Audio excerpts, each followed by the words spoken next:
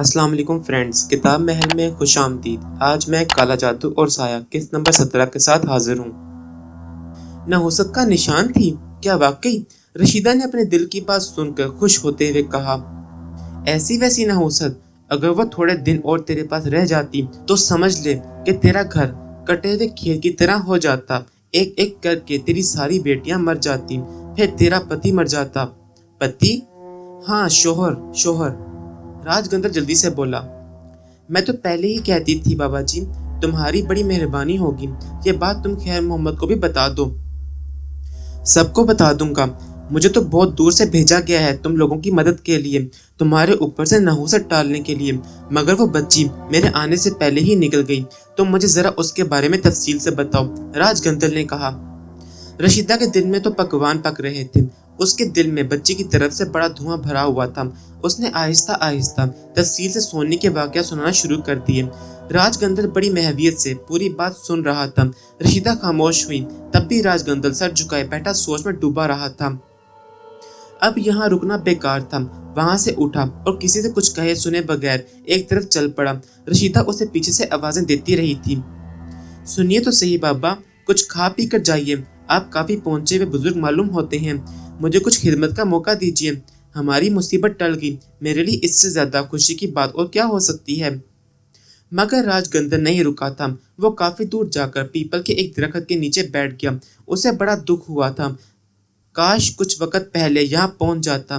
बच्ची की मौजूदगी का पता चल गया था, मगर उसके साथ साथ ही उसके दिल में और भी बहुत से ख्यालात आ रहे थे। ये क्या किस्सा है? बच्ची बेशक जादू मंत्रों के ज़रिए असर कब्र में पैदा हुई थी, लेकिन ऐसा कौन था जो उसकी इस तरह हिफाजत कर रहा था? एक ही ख्याल दिल में आ सकता था, और वो था अदरीस अली का। वो मुसलमान आलिम बाकायदा मुझसे मुकाबला कर रहा है और मेरे रास्ते काटता जा रहा है। क्या करूं मैं? उसके लिए क्या करूं? कुछ ना कुछ तो करना ही होगा। बच्ची अगर मुझे ना मिली और मैं महान शक्ति ना पा सका तो मैं उसको भी नहीं छोड़ूंगा। ऐसी अजियत दूंगा उसे कि जीवन भर तड़पता रहेगा। सोच ले अदरीस अली, मेरे रास्ते से हट जाना ही तेरे लिए बेहतर रहेगा। मैं कोई दो कौड़ी का इंसान नहीं हूँ, मैं महान ज्ञानी हूँ। ऐसे ऐसे मंत्र हैं मेरे पास कि आखिर तुझे शिकस्त खानी पड़ेगी। मैं तुझसे लड़ना नहीं चाहता, पर महान शक्तिमान बनने के लिए मुझे बड़ी मेहनत करना होगी। मेरी बस एक ही ख्वाहिश है, वो बच्ची मुझे मिल जाए तो मैं उसको परवान चढ़ाऊं, और वो जब पहली बार अपने धर्म का नाम ले तो मैं महान साबली को उसकी बलि दे दूं। बस मेरा काम पूरा। देख, मुझे मेरा काम करने दे अदरीस अली। मैं जानता हूँ वो तू ही है जो बार बार उस बच्ची की सहायता करने के लिए सामने आ जाता है। देख लूंगा तुझे, देख लूंगा। शाम हो गई। वो पीपल के दरख्त के नीचे बैठा रहा, और फिर जब सूरज गुरूब हुआ तो वो अपनी जगह से उठकर एक बार फिर खैर मोहम्मद के भुटियार खाने की तरफ चल पड़ा, जो अब भुटियार खाना नहीं बल्कि एक बाकायदा होटल बन चुका था। खैर मोहम्मद अब भी वहीं मौजूद था। राजगंधर होटल से कुछ फासले पर एक जगह बैठ गया, और इस तरह उसे बैठे बैठे काफी देर गुजर गई। खैर मोहम्मद ही की निगाह उस पर पड़ी थी। उसने अपने एक मुलाजिम से कहा, वो सामने एक फकीर बैठा हुआ है, शायद खाने के इंतजार में है, तुम उसे खाना दे आओ। जी मालिक, मुलाजिम ने कहा, और फकीर के लिए अच्छा सा खाना निकालकर ट्रे में रखकर चल पड़ा। ये खाना उसने राजगंधर के सामने रखते हुए कहा, बाबा जी, हमारे मालिक ने आपके लिए खाना भेजा है, आप चाहें तो यहीं खा लें, और अगर आपका दिल चाहे तो हमारे होटल में आके खा लें। अपने मालिक से एक बात कहो, मैं भूखा नहीं हूँ, इतना कुछ रख सकता हूँ उसके सामने कि उससे समेटा ना जाए। उससे कहो कि मैं उससे मिलना चाहता हूँ, ये खाना वापस ले जा। मुलाजिम खाना लेकर वापस गया, और उसने खैर मोहम्मद को पूरी तफसील सुना दी। खैर मोहम्मद, जो नेक दिल, नेक फितरत और नेक तबीयत का आदमी था, अपना सारा काम छोड़कर राजगंधर के पास पहुंच गया। सलाम बाबा। बैठ जा। बड़ा भगवान है तू कि हम खुद चलकर तेरे पास आए। हम तेरे घर भी गए थे, तेरे ऊपर एक बहुत बड़ी मुसीबत थी जो टल गई। वो बच्ची जो तेरे पास आ गई थी। देख, बीच में कुछ मत बोलना, हमारी बात गौर से सुन। ये कभी कभी जो कुछ नजर आता है वो नहीं होता। तेरी धर्म पत्नी पर जो कुछ बीती बिल्कुल सही थी। थोड़े दिन के बाद वो अपने पुर्जे निकालती, और उसके बाद जो होता तुझे अपने लिए रोने वाले भी ना मिलते। क्या समझा? बाबा जी आप? हाँ, ठीक कह रहे हैं हम। हमें तुझसे कोई लालच नहीं है, बल्कि तू हमसे मांग। क्या मांगता है? हम तुझे दौलत के अंबार दे सकते हैं। वो बच्ची जिसका नाम तुमने सोनी रखा था, यह बात मुझे तेरी धर्म पत्नी ने बताई थी। वो सोनी नहीं, तुम्हारे लिए अगन थी, अगन। थोड़े दिनों के बाद वो तेरे सारे परिवार को जलाकर भस्म कर सकती थी। आप क्या कह रहे हैं बाबा जी? सच कह रहे हैं हम। वो जुबान बोल रहे हैं जो उसकी जुबान थी। सुना है तू उसे कहीं छोड़ आया। देख, वो तेरे पास वापस आ सकती है, क्योंकि उसका काम यही है कि तुझे नुकसान पहुंचाए। हम चाहते हैं कि तू महफूज रहे। बता, वो कहाँ है? कहाँ छोड़ आया तू? बाबा जी, अगर ऐसी बात है तो मैं आपका एहसानमंद हूँ। मैंने उसकी बड़ी खिदमत की थी और उसकी तरफ से भी मुझे काफ़ी सलाह मिला। वो तो मेरी बीवी उससे खौफज़दा थी, इसीलिए मैं उसे छोड़ आया। जो कुछ वो कहती थी मैंने तो कभी नहीं देखा था, लेकिन बहरहाल अब तो वो किस्सा ही ख़त्म हो गया। बेचारी न जाने कहाँ चली गई होगी। अल्लाह ही जाने बाबा। वो बस मेरा दिल खून के आंसू रोता है उसके लिए। तेरा दिल खून के आंसू तो उस समय रोता जब तेरी बेटियां मरना शुरू हो जाती। बाबा जी, मैं उसे यतीम खाने ले गया था और मैंने सोचा था कि मैं उसे यतीम खाने में दाखिल करा दूंगा। अभी मैं यतीम खाने के दफ्तर में बैठा यतीम खाने के मुंतजिम का इंतजार कर रहा था कि मुझे वहाँ मियाँ बीवी मिले। बड़े दौलतमंद लोग थे। यतीम खाने से किसी बच्चे को गोद लेने आए थे, क्योंकि उनके यहाँ कोई औलाद नहीं थी। जब मैंने अपने मकसद की बात की तो वो दोनों मेरी जानी मतवज्जे हो गए।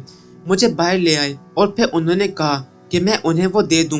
वो बे औलाद हैं। उन्होंने बाबा जी मुझे पेशकश की कि मैं जितनी रकम चाहूँ ले लूँ, मगर मुझे अल्लाह के फजल से रकम की ज़रूरत नहीं थी। बच्ची मैंने उनके हवाले कर दी और वो उसे लेकर चले गए। सत्यानाश तेरा, सत्यानाश। कौन थे वो? कहाँ से आए थे और कहाँ गए? पता बता मुझे। राजगंधर का पारा चढ़ गया। उसे बेदर पे अपनी नाकामी पर दिली रंज हो रहा था। मुझे नहीं मालूम बाबा, आप यकीन कीजिए, मुझे बिल्कुल नहीं मालूम। वो एक बहुत लंबी सी गाड़ी में बैठकर चले गए थे और उन्होंने तुझे अपना कोई अता पता नहीं दिया।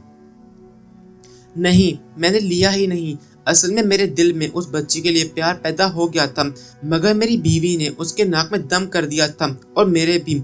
बस मैं उससे दोबारा नहीं मिलना चाहता था, इसीलिए मैंने उन लोगों से कोई पता वगैरह नहीं पूछा। उस कार का क्या नंबर था जिसमें वो बैठकर गए थे?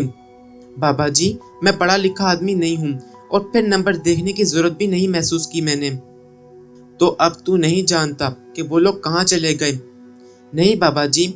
राजगंधर ने आंखें बंद कर ली। थोड़ी देर तक उसके चेहरे पर गम और गुस्से के तासुरात रहे। फिर वो अपनी जगह से उठा और चल पड़ा। सख्त दिली रंजो गम का शिकार था। न जाने कितनी मेहनत से भैरों को जगाया था और उससे मालूमात हासिल की थी। भैरों का कहा बिल्कुल ठीक था, यही पता था। और यहाँ उसे लड़की के बारे में बहुत सी मालूमात हासिल हुई थी, लेकिन लड़की हाथ नहीं लगी थी। उसने घराई हुई आवाज में कहा, मैं जानता हूँ अदरीस अली, मैं जानता हूँ तू मेरे सब्र को आजमा रहा है। तू कितना ही बड़ा आलिम क्यों ना हो, मैं भी सिफली इल्म जानता हूँ। मैं भी महाकाली का दास हूँ। देखता हूँ तू कहाँ कहाँ मेरे रास्ते रोकता है। तलाश तो मैं उसे कर ही लूंगा। और अदरीस अली, जब वो मुझे मिल जाएगी ना और मैं अपना काम पूरा कर लूंगा, तब सौगंध खाता हूँ 7 चिरागों की कि सबसे पहले अपनी शक्ति को तेरे ही खिलाफ इस्तेमाल करूंगा। राजगंधर पांव पटकता हुआ न जाने कहाँ का सफर तय करने लगा।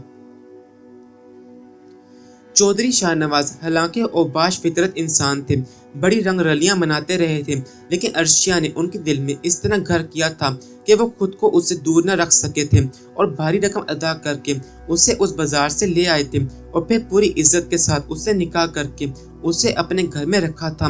अर्शिया के इस तरह गायब हो जाने से वो सख्त गमज़दा हो गए थे और उसे तलाश करने के लिए उन्होंने ज़मीन और आसमान एक कर रखा था।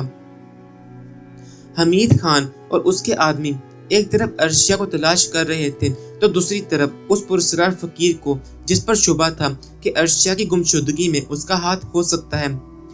एक दिन बड़े गमज़दा लहजे में उन्होंने हमीद खान से कहा था, हमीद खान, वो मेरे बच्चे की माँ बनने वाली थी। मैं जानता हूँ सरकार। यार, उससे मिलना ही चाहिए।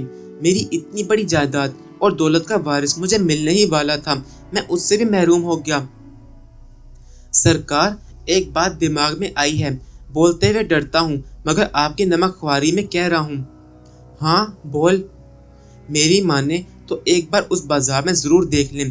اس عورت کی سازش بھی ہو سکتی ہے جس کے پاس سے آپ بیگم صاحبہ کو لائے تھے۔ یہ عورتیں بڑی کینہ پرور ہوتی ہیں۔ پھر 10 مسلح افراد دن کی روشنی میں بالا خانے پہنچے تھے۔ حمید خان اور چودھری شاہ نواز ان کے ساتھ تھے۔ بائی جی انہیں دیکھ کر حواس باختہ ہو گئی تھی۔ ارشیا کہاں ہے؟ چودھری صاحب کی گرائی ہوئی آواز ابھری۔ ہائے میرے مولا، اسے تو آپ لے گئے تھے چودھری صاحب، بائی جی نے ہول کر کہا، اور اس کے بعد تم نے چالاکی سے اسے میری حویلی سے اغوا کرا لیا۔ ہائے میرے مولا، جتنی بڑی قسم چاہیے مجھ سے لے لیجیے آپ، ہم نے اس کی قیمت لے لی تھی آپ سے، اگر آپ کچھ نہ بھی دیتے تو بھی آپ کا کیا بگاڑ سکتے تھے؟ ایسی کوئی حرکت ہم نہیں کر سکتے تھے چودھری صاحب، دوسری بچیاں بھی ہمارے گھر میں ہیں، ہم بھی عزت دار ہیں، ایسی حرکتیں ہم نہیں کرتے۔ اگر آپ کو ہمارے اوپر ایسا کوئی شبہ ہے تو جیسے چاہو تحقیقات کر لو جی، مجرم نکل آئیں تو گولیوں سے اڑا دینا، اف تک نہیں کریں گے، ہم اتنی ہمت والے لوگ نہیں ہیں کہ آپ جیسے بڑے لوگوں سے پنگا لیں۔ بائی جی زاروں قطار رونے لگیں۔ چودھری شاہ نواز بھرپور جائزہ لے رہے تھے۔ بائی جی سے اور بھی بہت سی باتیں ہوئی اور یہ اندازہ ہو گیا کہ بائی جی نے اس سلسلے میں کوئی کارروائی نہیں کی۔ چنانچہ چودھری صاحب وہاں سے چلے آئے، لیکن دل کو کسی طور قرار نہیں تھا۔ بار بار یہ دل میں خیال آ رہا تھا کہ ہو سکتا ہے اس سلسلے میں شاہینہ بیگم کا ہاتھ ہو، ایسا ہو سکتا ہے، اس کے لیے کیا کیا جائے؟ حمید خان کو ہدایت تھی کہ اس فقیر کی تلاش برابر جاری رکھی جائے جس پر شبہ تھا، اور پھر خود انہوں نے فیصلہ کیا کہ جیسے بھی بن پڑے شاہینہ بیگم کی زبان کھلوائی جائے۔ جب سے ارشیا بیگم لکڑ موڑ حویلی آئی تھیں، چودھری صاحب کا شاہینہ بیگم کے پاس جانا کم ہی ہوتا تھا، لیکن بالکل رابطہ منقطع نہیں کیا تھا۔ کبھی کبھی چکر لگا لیا کرتے تھے اور شاہینہ بیگم کی شکایتوں کے پٹارے کھل جاتے تھے۔ چودھری صاحب نے چالاکی سے شاہینہ بیگم سے صورتحال معلوم کرنے کا فیصلہ کیا اور اس کے بعد حمید خان کو ہدایت دے کر بڑی حویلی چلے گئے۔ حمید خان اپنے کام میں مصروف ہو گیا تھا۔ جب چودھری شاہ نواز بڑی حویلی میں داخل ہوئے تو شاہینہ بیگم کو فوراً ان کے آنے کی اطلاع مل گئی اور تھوڑی دیر کے بعد وہ چودھری صاحب کے استقبال کے لیے نکل آئیں۔ چودھری شاہ نواز کی گہری نگاہیں شاہینہ بیگم کے چہرے کا جائزہ لے رہی تھیں اور ایک لمحے میں انہیں احساس ہوا کہ شاہینہ بیگم کے انداز میں وہ چلاپا نہیں تھا جو ہوا کرتا تھا، بھلے اس وقت ان کے چہرے پر ہلکی سی مسکراہٹ تھی۔ یہ نئی بات تھی، خاص طور سے جب سے ارشیا بیگم آئی تھیں۔ اس کے بعد سے چودھری صاحب اگر کبھی اندر داخل ہوتے تو شاہینہ بیگم کے چہرے کو جلسا ہوا ہی پاتے۔ یہ مسکراہٹ چودھری صاحب کو شبے میں ڈال رہی تھی، لیکن مصلیحت سے کام لینا مناسب سمجھا۔ اپنے مخصوص انداز میں وہ اندر داخل ہو گئے۔ بہت دنوں کے بعد نیاز حاصل ہوئے، شاہینہ بیگم نے چودھری صاحب کے سامنے بیٹھتے ہوئے کہا۔ ہاں شاہینہ بیگم، آپ کی کوششوں کے قائل ہو گئے، خاص طور سے یہ جان کر مسرت ہوئی کہ آپ بھی ہماری طرح ذہانت کے ساتھ سازشیں کر لیتی ہیں۔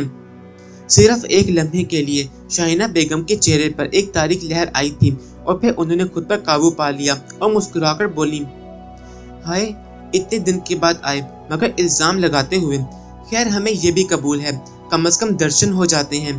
کون سی سازش کے بارے میں فرما رہے ہیں آپ چودھری صاحب؟ چھوڑو شاہینہ بیگم، بھلا حقیقتیں کب تک چھپتی ہیں، آپ خود بھی جانتی ہیں اور پھر ہم کھوج بھی کر رہے ہیں، پتہ چل ہی جائے گا۔ یہ کوئی مذاق ہے یا آپ سنجیدگی سے یہ بات کہہ رہے ہیں؟ شاہینہ بیگم اب اپنے آپ کو پوری طرح سنبھال چکی تھی۔ دل میں ایک خوف ضرور تھا اور وہ سوچ رہی تھی کہ کہیں بھانڈا پھوٹ نہ گیا ہو، لیکن مدافعت کر رہی تھی۔ چودھری صاحب کسی سوچ میں ڈوب گئے تھے اور شاہینہ بیگم خاموشی سے ان کی شکل دیکھتی رہی تھی۔ پھر چودھری صاحب نے کہا، خیر چھوڑیے، آپ بتائیے کیسی گزر رہی ہے؟ شاہینہ بیگم نے چہرے پر افسردگی پیدا کرتے ہوئے کہا، آپ کے بغیر جیسی گزر سکتی ہے ویسی ہی گزر رہی ہے، کیا کہیں اور کیا نہ کہیں۔ یقیناً آپ کو سن کر خوشی ہوئی ہوگی کہ ارشیا بیگم لکڑ موڑ حویلی سے غائب ہیں۔ ہاں خبریں تو پہنچ ہی جاتی ہیں اڑتی ہوئی، لیکن آپ کیا سمجھتے ہیں چودھری صاحب، جہاں سے آپ انہیں لائے تھے وہاں سے آنے والے ذرا مشکل ہی سے شریف گرانوں میں رکتے ہیں۔ ایک جملہ بھی مت کہنا شاہینہ بیگم ارشیا کے خلاف، میں اگر اپنی زبان کھولوں گا تو برا مان جائیں گی آپ۔ بس اتنا ضرور کہوں گا کہ آپ جیسی شریف زادیوں سے 100 گنا بہتر تھی ارشیا، اور جس نے اسے غائب کرایا ہے اس کا پتہ چل جانے کے بعد اسے زندہ درگو کر دوں گا۔ مجھ سے مقابلہ کرنا آسان بات نہیں ہے۔ لگتا ہے آپ کو مجھ پر کچھ شبہ ہے۔